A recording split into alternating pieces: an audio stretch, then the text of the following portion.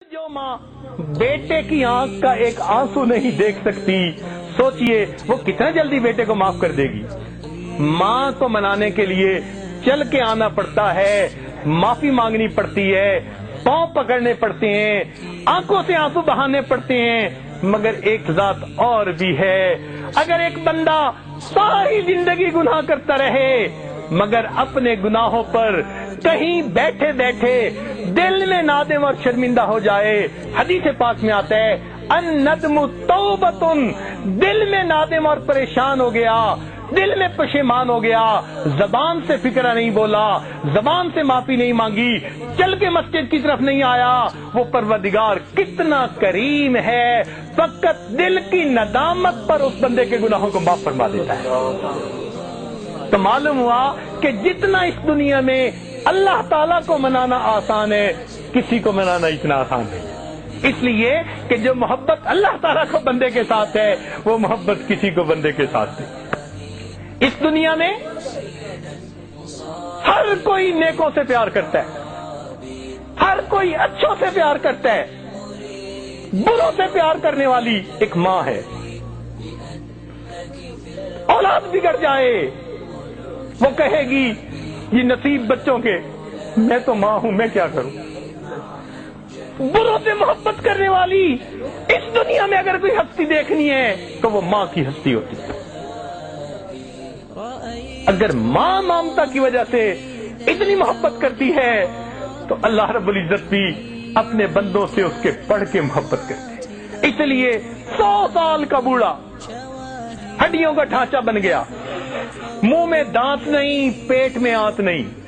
اولاد تھی نہیں، بیوی فوت ہو گئی، ماں باپ کا اکیلا تھا، کوئی قریبی رشتہ دار نہیں، کوئی اس کو گھر رکھنے کے لیے تیار نہیں، لوگ محفل میں بٹھاتے نہیں کہ تو کھانستا ہے، بلغم نکالتا ہے۔ اب اس کی حالت یہ ہے کہ وہ لاٹھی پکڑ کے چلتا ہے، جب اس کو روٹی پکا کے دینے کو کوئی تیار نہیں، لوگوں کی بے وفائی سے اس کا دل تنگ ہوا، اداس ہوا، اور اس نے سوچا اوہو میں نے ساری زندگی مخلوق کی محبتوں میں گزار دی، کاش کہ میں اپنے رب سے دل لگاتا۔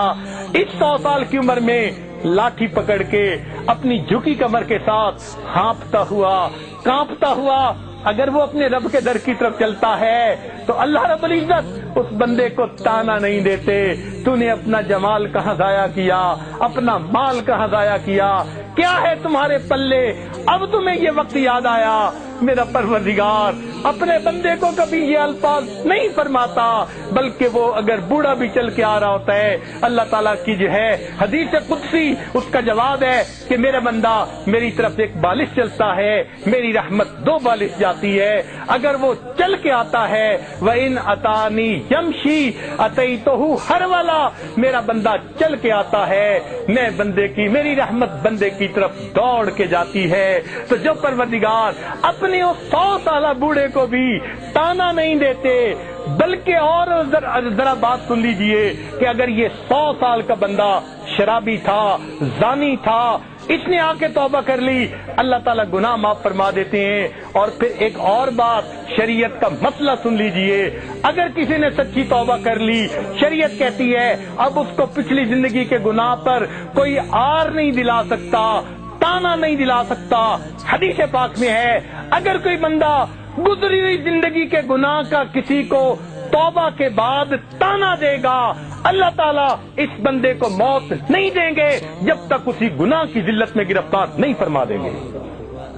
میرے بندے نے توبہ کر لی، تم کون ہوتے ہو تانا دینے والے؟ سبحان اللہ، وہ کتنا بڑا پروردگار ہے۔ اس لیے ہم اپنے دلوں کی گہرائیوں سے آج سبق کو یاد کر لے، اپنے ایمان کو مضبوط سے اضبط کر لے۔ ہمارا اس دنیا میں پالنے والا اللہ رب العزت ہے، اپنی امیدیں اللہ سے لگائیے، اپنی ضرورتیں اللہ تعالیٰ کے سامنے پیش کیجئے، اپنی پریشانیاں اللہ تعالیٰ کے حضور پیش کیجئے۔ ہر بندے کے سامنے اپنی زندگی کے حالات کو کھولتے پھرنا یہ زیب نہیں دیتا۔ ہر بندے کو بیماری نہیں بتائی جاتی، فقط ڈاکٹروں کو بتائی جاتی ہے، اسی طرح حالات ہر بندے کو نہیں بتائے جاتے۔